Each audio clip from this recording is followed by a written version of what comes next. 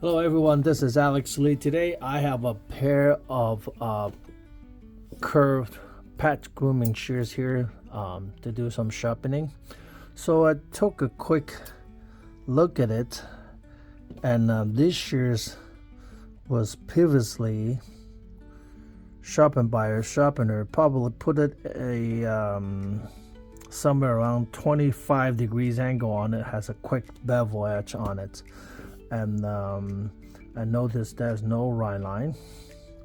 There's no rhinline. Although there's still a little left, but there's no rhinline on it. Okay, there's no rhinline on it. And has a quick bevel edge on it. Actually, for patch grooming shears, it's not uncommon that sharpener just put a bevel edge on it and call it good. Actually, it's not uncommon, and I don't think is necessary to put a convex edge on it. Although those convex edge, when they cut to the fur and leave a nicer finish, because convex edge you actually slice on the object versus chop on the object, so it has a little different finish. When you cut through the whole dogs, that with the convex edge or bevel edge, sometimes you can see the difference. Depends on the texture of the fur, but definitely that you will see the difference on human hair. When you cutting a human hair with a bevel edge or convex edge, you can actually see the difference. The convex edge shears, after you go through the haircut for the human hair, they sit down better. They are more calm. When you use a bevel edge, that the hair ends, sometimes if you look under the scope, some bevel edge shears can actually smash the hair so bad that the hair ends will explode. Imagine one hair end explode, and then you have millions pieces of hair exploded. So the whole hair will not be as calm as you use a convex edge to cut. These is like a different subject, but about convex edge versus a bevel edge. One of these days I will probably get enough information, then I will try to make a video for it. But anyway, today I want to talk about this shears, that how am I gonna do the service on it. I am going to put it back as convex edge and put in the rhinline on it. Okay, and right now, again, this shears is probably at around 25 degrees. The maximum is 30 degrees angle, so I probably will cut it at around 50 degrees convex on this one. And I want to see what's the difference. Okay, so first see how it cuts. So it's not cutting.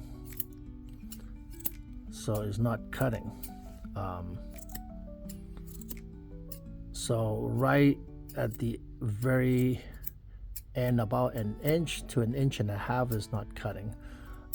Down to the bottom here is cutting. So I'm going to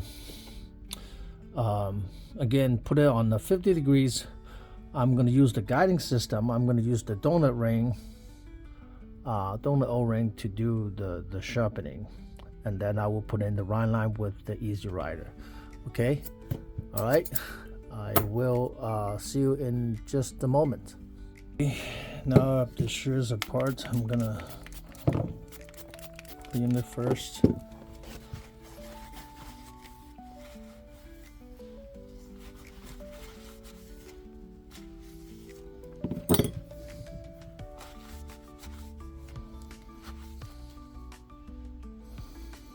And gonna do the rhinline first. Okay, so I'm gonna mark the shears and so that you guys can see the progression of it when I'm restoring the rhinline.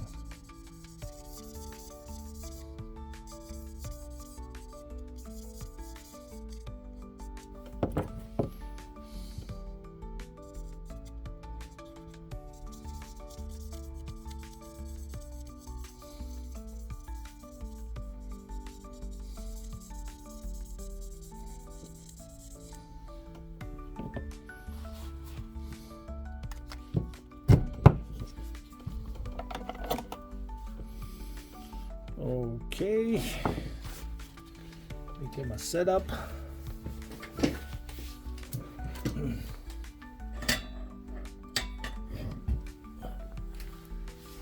Let me get my Easy Rider. Easy Rider's here. Okay, I'm gonna zoom it out a little bit so that you can see what I'm doing. Okay, I think we're good.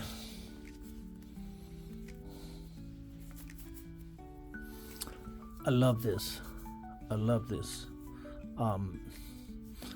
I may start carrying this. This is a cut resistant material. This is a cut resistant material. So you don't have to put on the whole gloves, but you know, sometimes just put it on just in case. Sometimes especially when we try to clean the shears, we cut our thumb wide open. Yes, and you know, it's good that, you know, to have at least some protections, you know.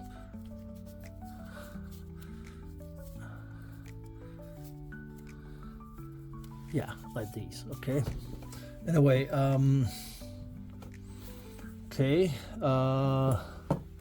let me see. Well, since I'm gonna have to restore the whole rhinline again, I'm going to use a 320 grits. Okay, so first I'm gonna address the rye first. Okay, like, you know, the rye, which is, you know, the pivoting area. So I put it diagonally like this, and then lay it flat, and then it just like that. Sometimes if you have maybe, you know, you put a piece of maybe towel or something like that underneath, but this way you can actually do it like that.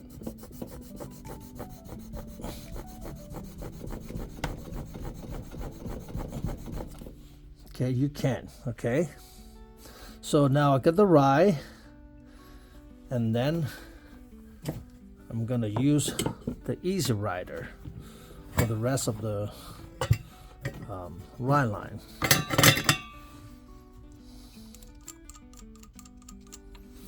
You know, it's not rare that when I, you know, do it in, you know, when I'm doing the work with recording, I get more clumsy than I normally do. So sometimes, you know, need to do a few times and practicing. Anyway, so now this one is tight, so that it will not moving left and right, and then you're losing this part up so that it can rotate this way, and then you keep your finger on this one, find 0. This is 0, and then you tighten, and then you tighten the back. Okay, and then lay it down like this, and then put a finger at the very tip on one end, and then you just draw backward. If you want to put some lubrication on this, you can, but normally I just do it dry.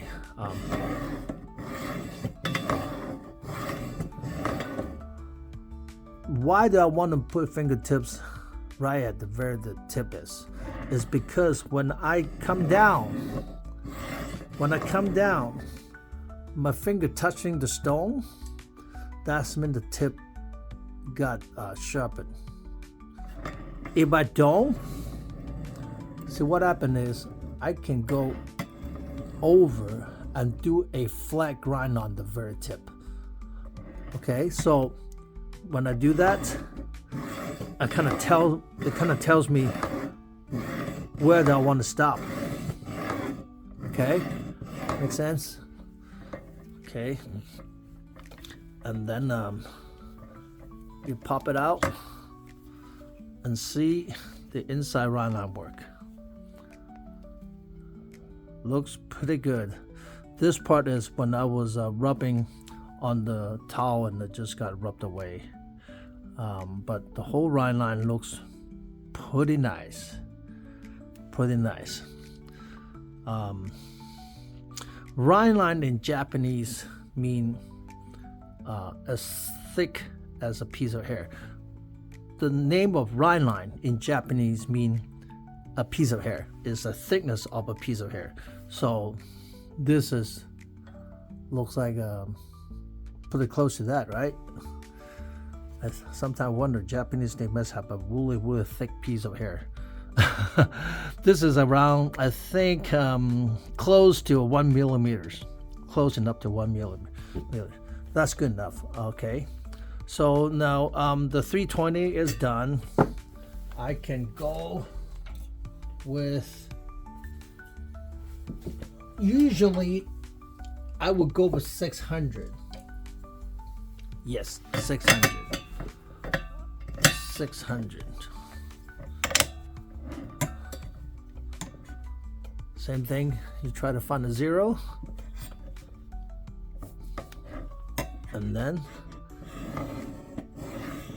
same thing.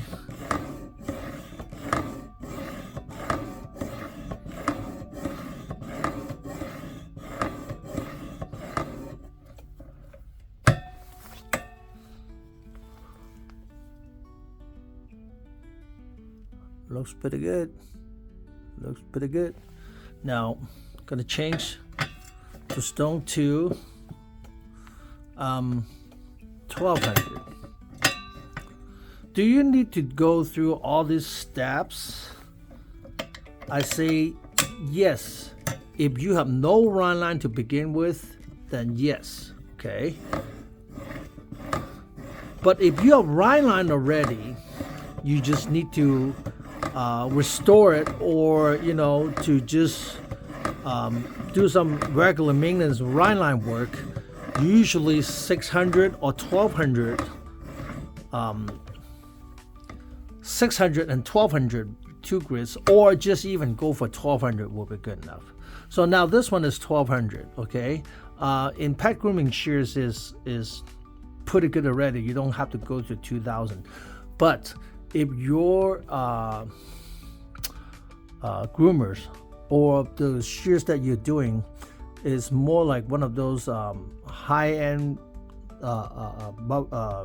pet shop or competition groomers, they want the shears to be very smooth, very slick, and very sharp, just like hair cutting scissors. And so they like the shears to be very, very sharp. Sharpener, we all know, the sharper it is, the more easier the edge will go away. So sometimes depends on the customers that you have. You don't want to go for too sharp. Okay. Anyway, this is 1200. I think I'm happy with it, and I will proceed. I would do the other one. With the rhinline, but I'm not going to show on the camera because I think everybody knows how to do that. I'm going to do that. I will see you in a moment. Okay, I think this way is better. It's kind of like on my way so I can see the shears better.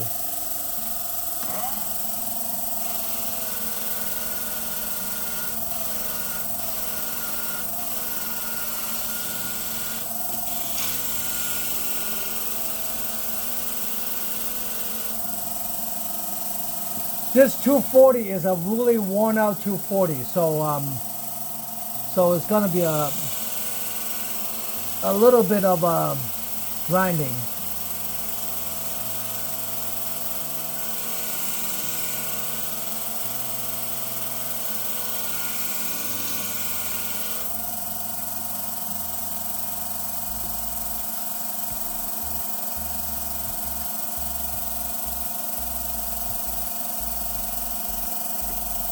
I got some burr in the back, but the front is very, very blunt.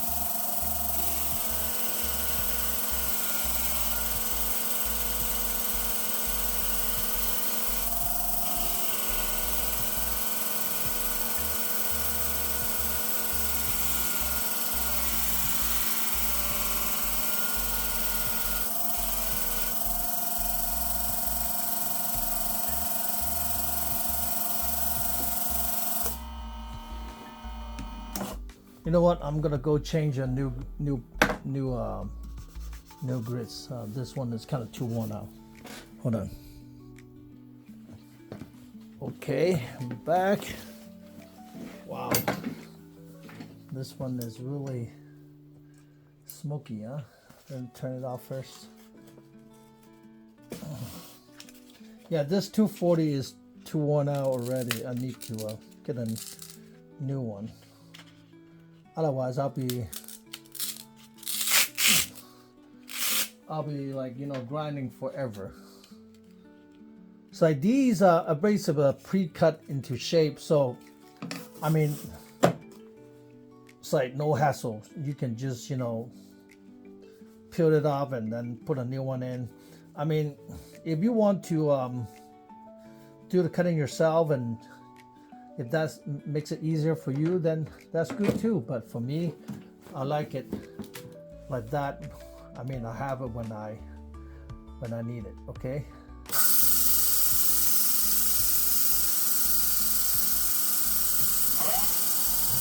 Again, this is 240, and then the angle is on 50 degrees.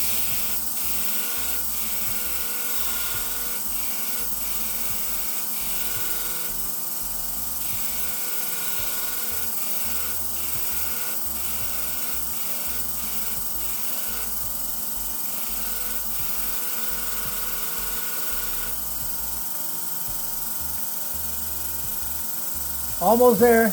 Almost there.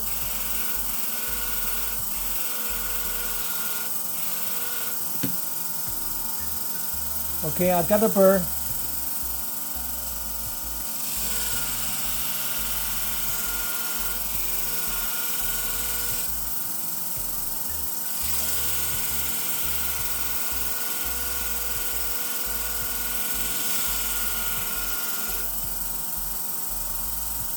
Got a burr all the way. I got a big fat bevel.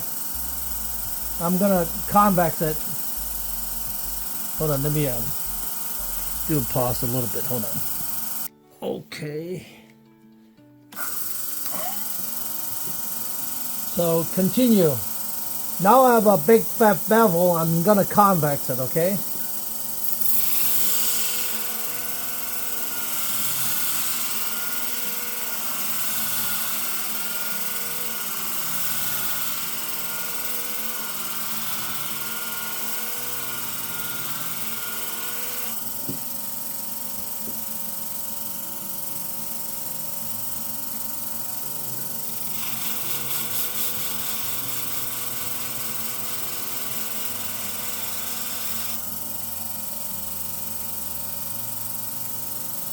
Put a good convex.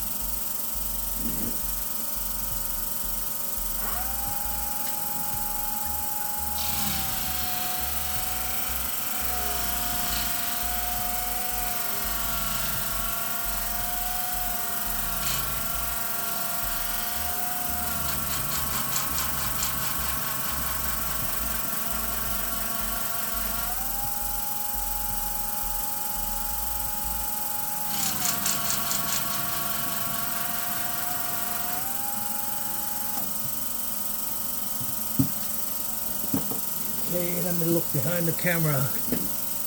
Okay.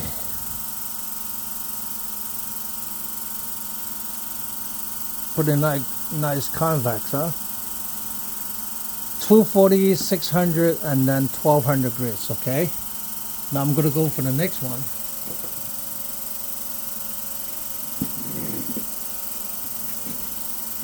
Well, I'm gonna tell you, this curve shears is quite a bit of curve. Considerably, one of those super curve is quite curved, okay? With the guided system, you don't worry about how curved it is, left hand or right hand, it doesn't matter. Angle is always the same, okay? So this is 240. Again, you get the bevel first. Now you know why I like to wear this. It's because I can clean it, you know, the shears too. So I may start carrying that, you know.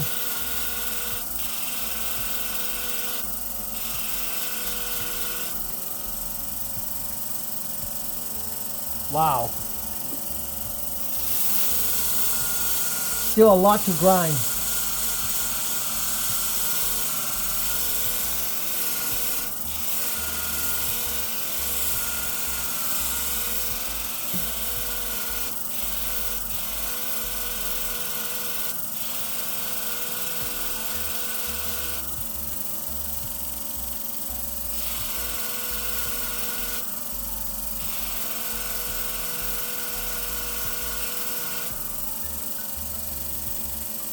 Almost there.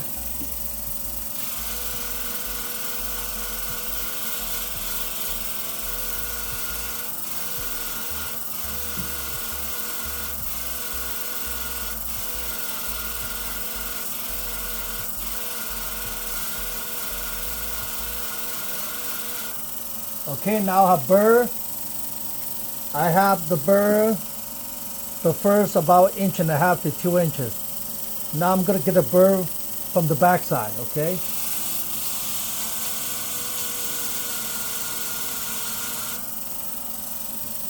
Looks like I have the burr too.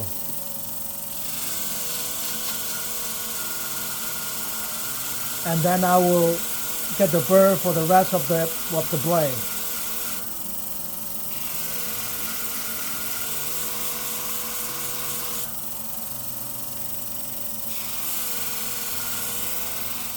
See the benefit of using the O-ring is you can position your shears into the angles that where you can actually get the grinding to that position, that without worrying about mess up the rest of the blade. That's one thing good about the O-ring. Sure, with this how you know my guiding system is pivoting, is like you have all the angles you want, all the direction you want, okay? Except that, you know, the cutting edge angle will always constant from here to here, okay? So I get burr from the tip to the very back here. Now I'm a big fat bevel. I'm gonna do a convexing now, okay?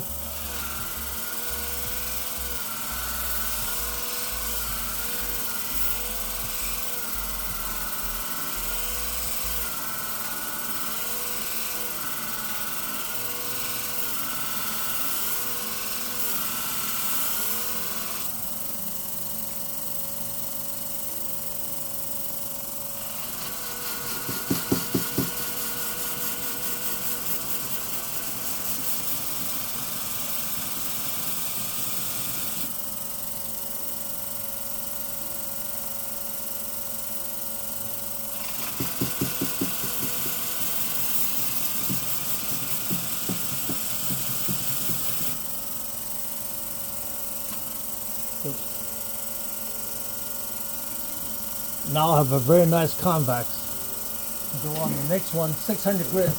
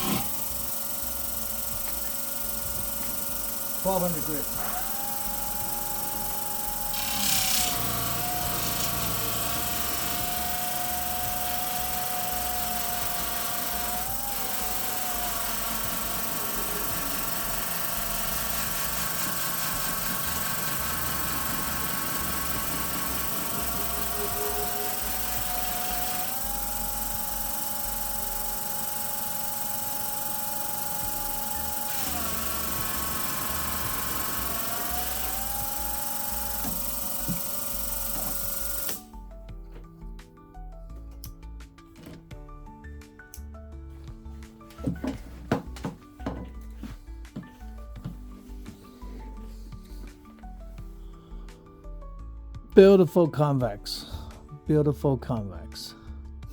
Now I'm going to do the 2000 grits before I go polishing. The reason why I want to go for 2000 grit is because sometimes some grooming shears, you don't even need polishing when you have nice 2000 grits or 3000 grits finish. Okay, but I'm gonna try this 2000 grit and see what that gonna looks like.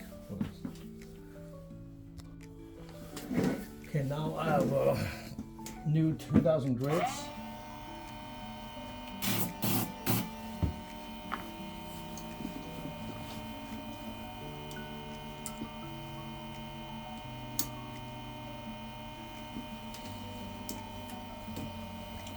Okay. Whoops.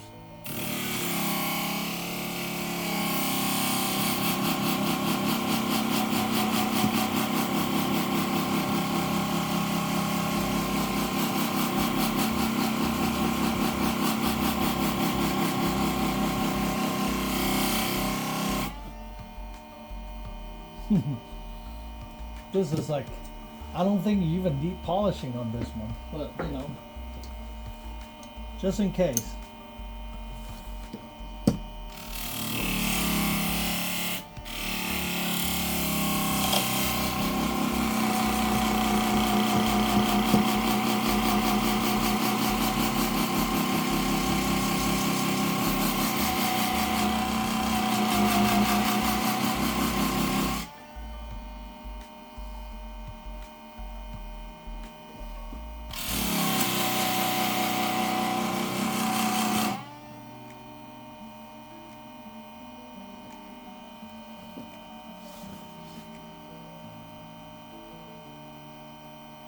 Very nice. Okay, so let me show you. This is 2000 grits.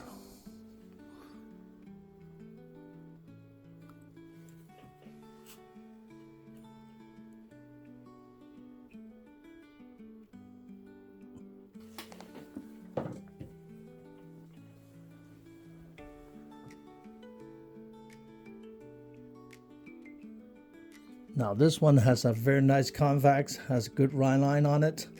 Gonna do a little polishing and cleaning, and then I will put it back together and do some test cut. Okay, let me turn this off. Okay, I will see you in a little bit. Okay, back.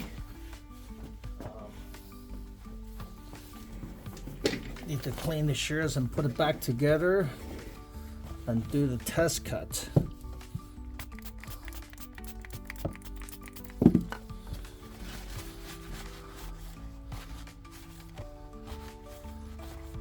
I use denatured alcohol for cleaning.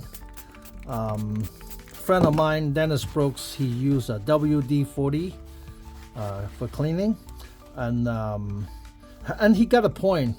Because if you use WD-40 for cleaning, you can actually clean it at the same time, add a little bit of lubrications to it. And I do agree with that. If you ask me why I'm not using it, I think it's just because I'm too used to what I do and what I use. And maybe one of these days I would change to WD-40. Okay. And I like the smell of the alcohol. Smell nice.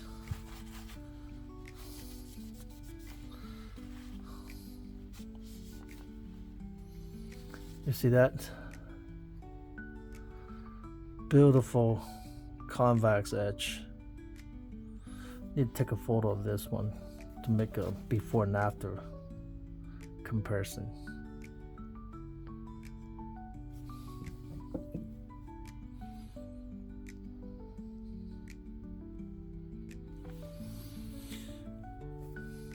Quite nice, huh? Quite nice. Okay, let's put them back together.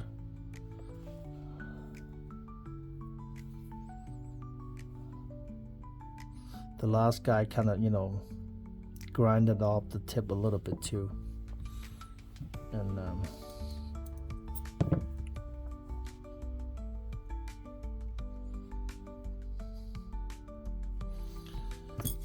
got to clean the screw assembly. I need to clean that. And clean the washer too. Need to clean that too, because a lot of time they have a lot of residue will build up on it. Okay, put the washer onto the screw, push it through from the bottom blade, put on the top blade.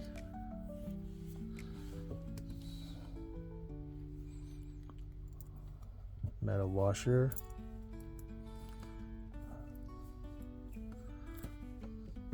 screw cap,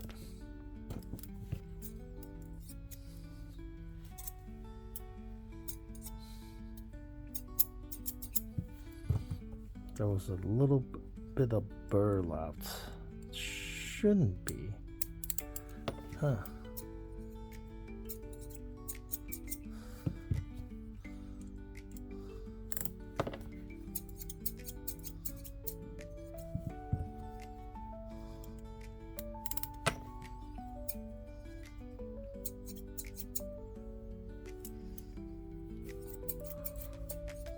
Okay, nice rhinline, nice convex. The tip is kind of close up too much.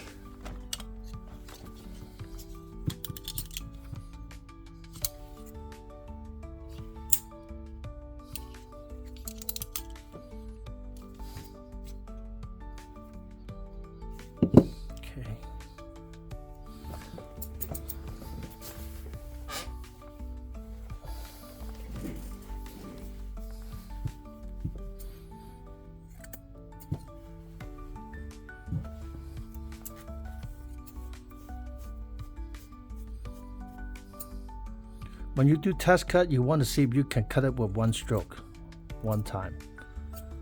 That's it, And sure, you want to test the tips too, right?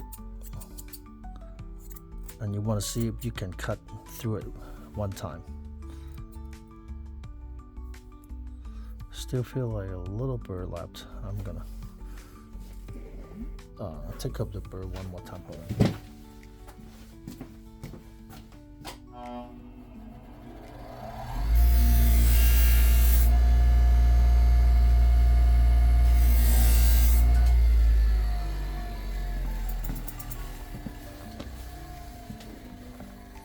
Okay.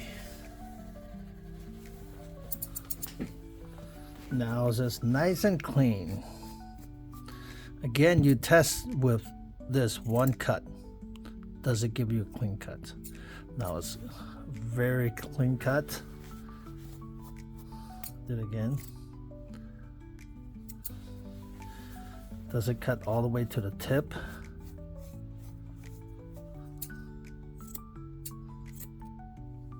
Cut all the way to the tip. And these are synthetic hair. These are very, very tough to pass. If your shears can cut these, then they can cut almost any fur. Okay, so I guess my sharpening was successful to restore this one to a I think this one is a very nice convex finish with good rhinline. Although these shears is one of the very how do I say it? Low quality shears. I shouldn't say low quality because someone may probably pay good money for it, but I should say average quality shears. So this is kind of like average quality. The reason why is, see, I don't even see no model number on this one. Nothing except this little logo. I don't know what brand this is. But anyway, now this one do feel nice, sound nice, cut nice, and look nice. Okay, I think my customer will be happy with this. Okay, this is how I would go about for the curved grooming shears. Okay, thank you. So I will see you next time. Thank you. And this is Alex Lee